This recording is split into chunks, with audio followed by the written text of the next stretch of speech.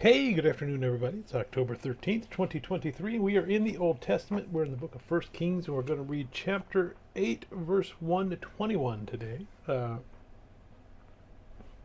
the building is done. All the furnishings have been put into the temple. Last thing to go into the temple is the ark. So, symbolic of God entering into his temple, where he is going to reside.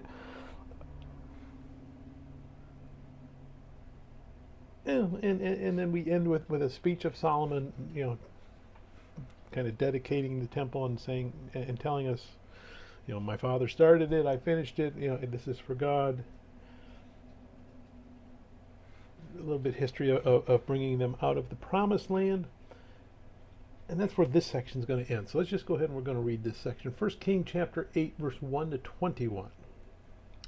Now Solomon assembled the elders of Israel and all the heads of the tribes, the chief fathers of the children of Israel, to King Solomon in Jerusalem, that they might bring up the ark of the covenant of the Lord from the city of David, which is Zion.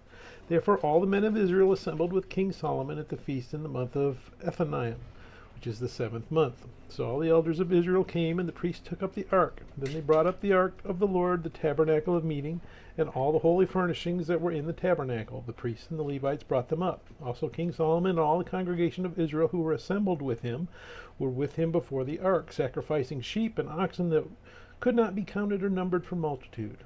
Then the priests brought in the ark of the covenant of the Lord to its place into the inner sanctuary of the temple, to the most holy place, under the wings of the cherubim. For the cherubim spread their two wings over the place of the ark, and the cherubim overshadowed the ark and its poles. The poles extended so that the end of the poles could be seen from the holy place, in front of the inner sanctuary, but they could not be seen from outside. And there they are to this day. Nothing was in the ark except the 2 tablets of stone which Moses put there at Horeb, when the Lord made a covenant with the children of Israel, when they came out of the land of Egypt. And it came to pass, when the priests came out of the holy place, that the cloud filled the house of the Lord, so that the priests could not continue ministering because of the cloud, for the glory of the Lord filled the house of the Lord. Then Solomon spoke. The Lord said he would dwell in the dark cloud. I have surely built you an exalted house, and a place for you to dwell in forever.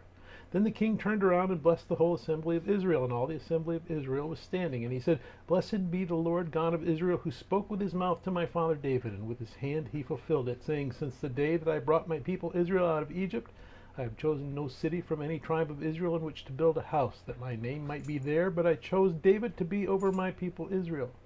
Now it was in the heart of my father David to build a temple for the name of the Lord God of Israel, but the Lord said to my father David, Whereas it was in your heart to build a temple for my name, you did well that it was in your heart. Nevertheless, you shall not build the temple, but your son, who will come from your body, he shall build the temple for my name. So the Lord has fulfilled his word which he spoke, and I have filled the positions of my father David, and sit on the throne of Israel, as the Lord promised, and I have built a temple for the name of the Lord God of Israel, and there I have made a place for the ark, and which is the covenant of the Lord which he made with our fathers, when he brought them out of the land of Egypt. May God bless the reading of his word. May God bless you. Bye.